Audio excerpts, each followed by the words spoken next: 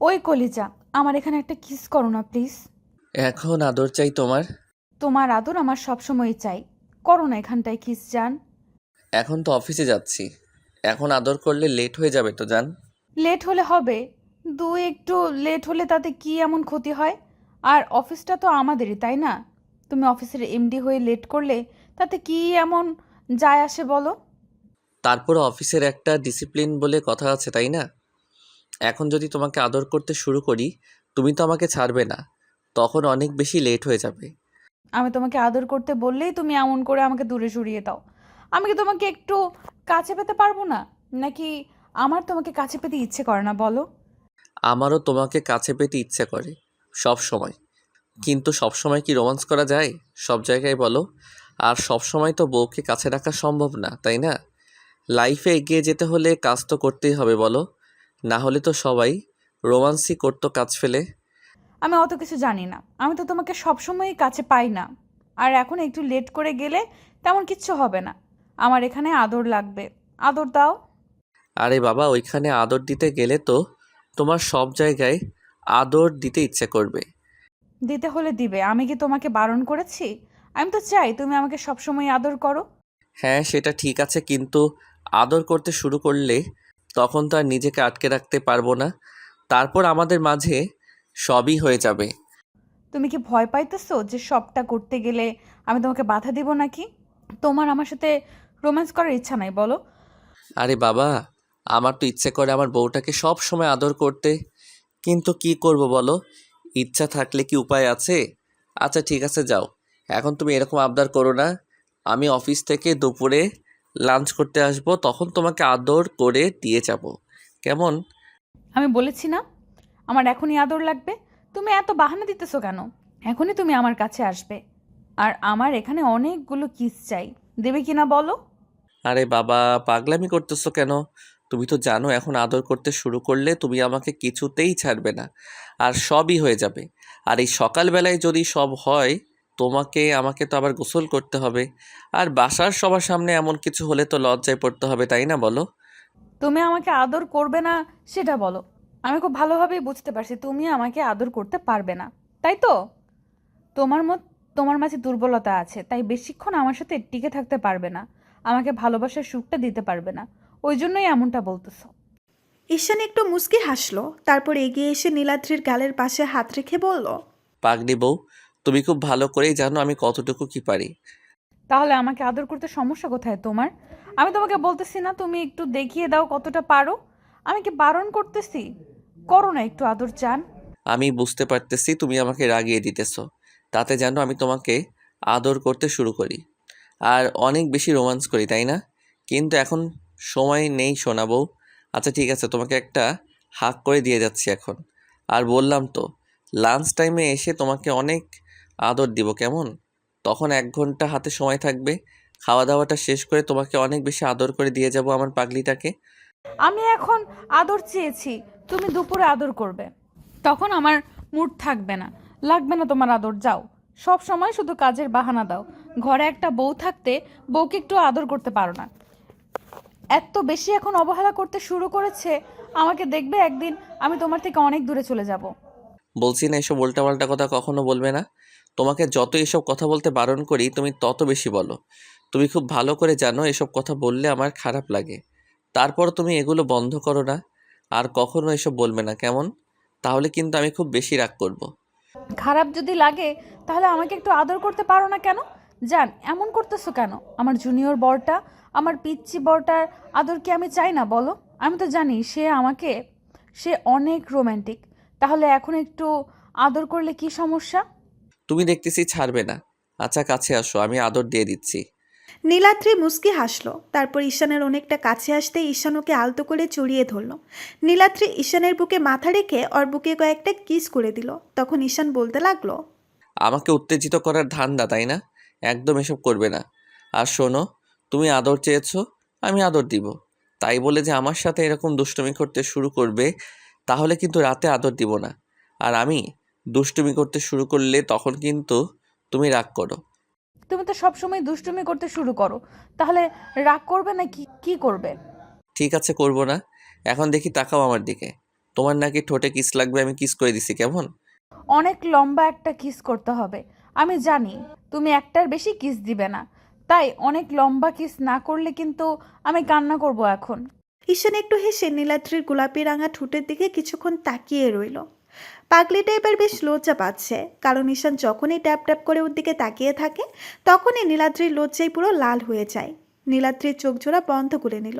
ঈশান আলতো করে ওর ঠোঁটের সাথে নিজের ঠোঁট জোড়া ছোঁয়াতেই নীলাদ্রি যেন বেপরোয়া হয়ে উঠল আর ঈশানের সাথে গভীরভাবে রেসপন্স করতে লাগলো। ঈশান নীলাদ্রিকে নিজের আরও কাছে টেনে নিল, তারপরে একটা সময় নীলাদ্রিকে ছেড়ে দিল। নীলাদ্রি ওকে জড়িয়ে ধরতে ঈশান ওর ঘাড়ে গলায় কিস করতে আরম্ভ করলো। এবার নীলাদ্রির মুখে হাসি ফুটে উঠল। বুঝতে পারলো রাতে কালকে যেটা হয়নি আজকে সকালে সেটা হতে চলেছে, যার জন্য নীলাদ্রি ঈশানের চুলগুলো আঁকড়ে ধরল।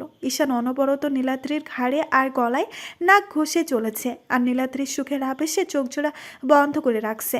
তারপর ঈশান যখনই নীলাদ্রির ঘাড়ে কয়েকটা কিস করতে যাবে ঠিক তখনই আম্মুর নীলাদ্রিকে ডাকলো। সাথে সাথে ঈশানের ঘোর কাটতেই ও নীলাদ্রিকে ছেড়ে দিল। তখন ও বলল, কি হলো, ছাড়লে কেন জান? আমার তো ভালোই লাগতেছিল। না মানে এমনটা করতে চাইনি, আসলে ভুল করে ফেলেছি। তুমি যাও, দেখো আম্মু কি বলে। আমি তো বললাম এখন অনেক লেট হয়ে যাবে, প্লিজ এখন আমাকে আর আটকে দিও না, যেতে দাও।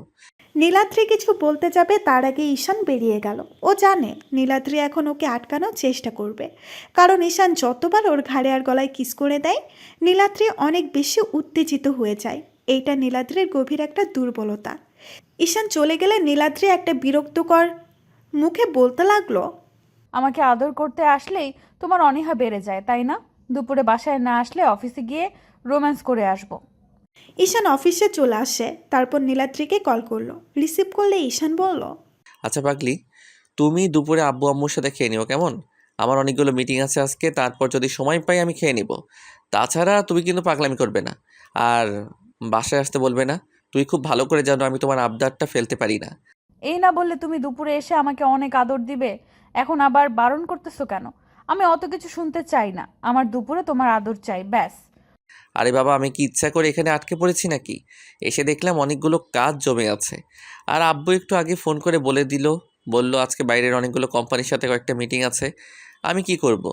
আমি কি নিজেকে কাজের মধ্যে আটকে রাখতে চাই? আমার তো ইচ্ছা করে, বলো, আমার বউটাকে আদর করতে, সব সময় কাছে পেতে। কচু ইচ্ছে করে তুমি যদি বিকেলে না দুপুরে না আসো, তাহলে আমি সত্যিই কিন্তু অনেক কান্না করব। নীলাদ্রি ফোনটা কেটে দিল আর ঈশান ভাবতে লাগলো পাগলিটাকে নিয়ে কি করবে। তো দুপুর হতে না হতেই নীলাদ্রি ঈশানকে বারবার ফোন দিতে লাগলো। বেশ কয়েকবার দিতে ঈশান শুধু একবার ফোনটা রিসিভ করে বলল, পাগলি বউ, প্লিজ মন খারাপ করো না। দেখো, অনেক কাজে আটকা পড়েছি, এখন সম্ভব না বাসায় আসা। তুমি একটু কষ্ট করে খেয়ে নাও। আচ্ছা ঠিক আছে, আমি বাসায় এসে তোমার সাথে কথা বলবো। হ্যাঁ, এখন কথা বলার সময় নেই, তুমি প্লিজ রাগ করো না। ঈশান কলটা কেটে দিয়ে আবার মিটিং করতে লাগলো। এর মাঝে আব্বু আম্মু খাবার টাইম হয়ে আসলে নীলাদ্রি গিয়ে আব্বু আম্মুকে খাবার দিতে লাগলো, কিন্তু নিজেই নীলাদ্রি খাচ্ছিল না দেখে আম্মুকে জিজ্ঞাসা করলো, কি হলো মামুনি, তুমি খাইতেছো না কেন? আর কি সমস্যা হলো তোমার? আম্মু, তোমার ছেলে না আজকে বাসায় আসবে না? সে কি কথা, তাহলে সারা দুপুর না খেয়ে থাকবে নাকি? ও তো বললো ক্যান্টিন থেকে খেয়ে নিবে, কিন্তু আমি জানি ও ক্যান্টিন থেকে কখনোই খাবে না। আচ্ছা তুমি এক কাজ করো, ওর জন্য খাবার নিয়ে যাও। তুমি তো জানো ছেলেটা ক্যান্টিনে খাবারটা খেতে পারে না, ওর শরীরের সাথে ম্যাচ করে না। তুমি মন খারাপ করো না মামুনি, তুমি দুজনের খাবার নিয়ে যাও, ওইখানে গিয়ে দুজনে খেয়ে নিও কেমন? নীলাদ্রি একটু মুচকি হাসলো।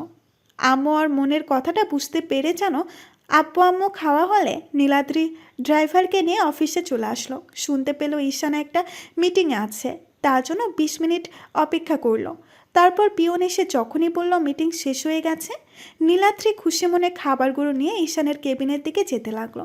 তারপর যখনই কেবিনের দরজা ঠেলে ভেতরে ঢুকতে যাবে তখন যেটা দেখলো সেটার জন্য নীলাদ্রি কখনোই প্রস্তুত ছিল না, কারণ ঈশান কেবিনের ভেতরে একটা মেয়েকে কিস করছে। এমন কিছু দেখে নীলাদ্রি অনেক বেশি অবাক হয়ে গেল। তারপর হুটহাট করে নীলাদ্রির হাত থেকে খাবারগুলো পড়ে গেল। এমন কিছুর জন্য সবাই শব্দ পেয়ে ঈশান আর ওই মেয়েটা দরজার দিকে তাকালো, আর নীলাদ্রি তাড়াহুড়া করে সেখান থেকে চলে যেতে গেলেই ঈশান ওকে স্পষ্ট দেখতে পেল। নীলাদ্রির 2 চোখ দিয়ে পানি পড়ছে শুধু। ঈশান বুঝতে পারলো ঘটনাটা কি হয়েছে।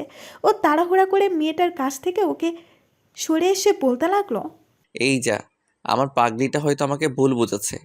তোমাকে বারবার বলতেছিলাম দুষ্টুমি করো না, হলো তো? এখনই পাগলিটাকে কে বোঝাবে? কি হয়েছে আমাকে বলো। কি আর হবে?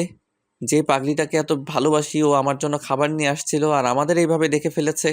ভেবেছে আমরা কিস করতেছিলাম। তোমাকে বারবার বলতেছিলাম এরকম করো না, চোখে কিছু একটা ঢুকিয়ে।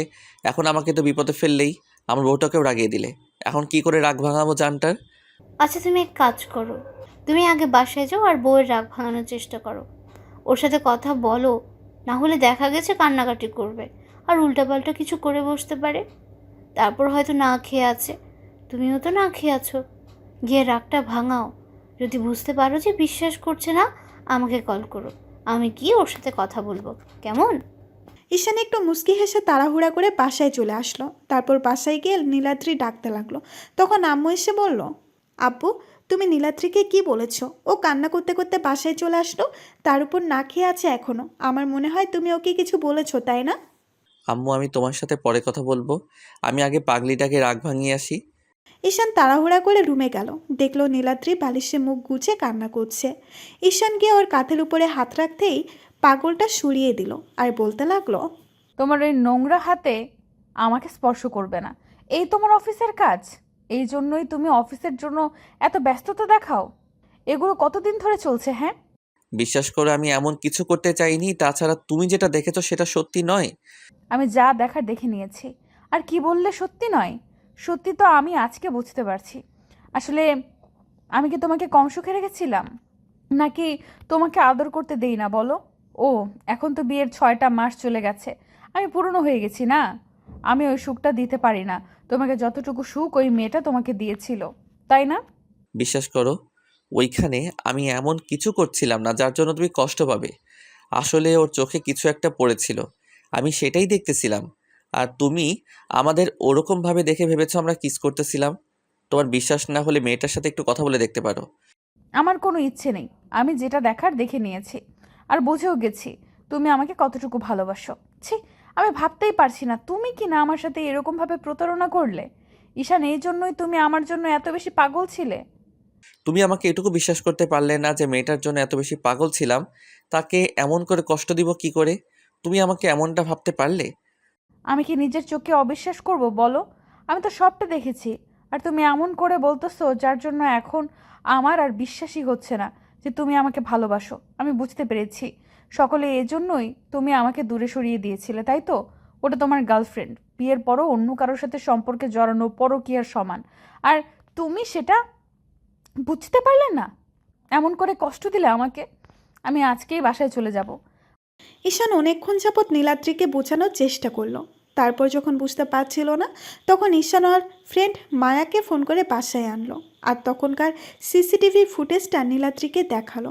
সব দেখার পর নীলাদ্রি চুপ করে রইল। তখন ঈশান একটা তাচ্ছিলের হাসি দিয়ে বলল, চোখের দেখা সবসময় ঠিক হয় না। তুমি আমাকে এইটুকু বিশ্বাস করো, আমি তো তোমাকে ভালোবেসে বিয়ে করেছিলাম। তুমি আমার থেকে সিনিয়র, তারপরও তোমার জন্য এত বেশি পাগলামি করছি। তাহলে যার জন্য এত বেশি নিজেকে কষ্ট দিয়েছিলাম, এত বেশি কষ্ট পাচ্ছিলাম, ভাবতে পারলে কি করে যে তাকে এভাবে ভুলে যাব? আমি ভাবতেই পারছি না তুমি আমাকে এতটা অবিশ্বাস করলে। ঈশান কথাগুলো বলে ব্যালকনিতে চলে গেল। তখন নীলাদ্রি বুঝতে পারলো কি একটা ভুল করে ফেলেছে। ও তাড়াহুড়া করে ব্যালকনিতে গিয়ে ঈশানের পাশে দাঁড়ালো। তারপর ওর সাথে কথা বলার চেষ্টা করলেই ঈশান সেখান থেকে চলে যেতে গেলেই নীলাদ্রি কান্না করে দিয়ে ওকে জড়িয়ে ধরলো আর বলতে লাগলো, বাবু, আমি অন্যায় করেছি, ভুল করে ফেলেছি, মাফ করে দাও আমাকে। দেখো, আর কখনো এরকমটা হবে না। আমি বুঝতে পারিনি তুমি এমনটা করতে পারো না। একটু তাকাও আমার দিকে, আমি কখনো তোমাকে অবিশ্বাস করব না। আমি কষ্টের এই জন্য পাইনি যে তুমি আমাকে ভুল বুঝছো, কিন্তু কষ্ট এই জন্যই পেয়েছি যে তোমার বিশ্বাস এইটুকু আমার উপর নেই যে আমি তোমাকে ছাড়া অন্য কাউকে কারোর সাথে নিজেকে জড়িয়ে ফেলতে পারি। আর কখনো এরকম করব না, প্লিজ। একটা বার মাফ করে দাও। আমি অন্যায় করেছি, তার জন্য শাস্তি দাও। তারপরও নিজে কষ্ট পেও না, আমার খুব কষ্ট হবে তাহলে। নীলাদ্রি অনেকক্ষণ যাবৎ যখন কান্না করলো, তখন ঈশান ওকে নিচের দিকে ঘুরিয়ে তারপর জড়িয়ে ধরলো। নীলাদ্রি কান্না থামাতেই পারছে না, তাই ঈশান বলল, এবার কান্না থামাও, কষ্ট অনেক পেয়েছো আর আমাকেও দিয়েছো, এখন কান্না করতে হবে না। থামাতে পারি, কিন্তু আমাকে এখনই অনেক আদর করতে হবে। সকাল থেকে আদর আদর করছো, দেখবো এখন কতটা আদর নিতে পারো। আজকে সারাদিন আর তোমাকে ছাড়তেছি না। ঈশানের কথাতে নীলাদ্রি লজ্জা পেয়ে গেল। তখন ঈশান ওকে কোলে উঠিয়ে নিয়ে রুমের দিকে চলে গেল। আর বাকিটা ইতিহাস হবে। তো ভালো থাক। ভালোবাসা। ধন্যবাদ সবাইকে আমাদের পাশে থাকার জন্য।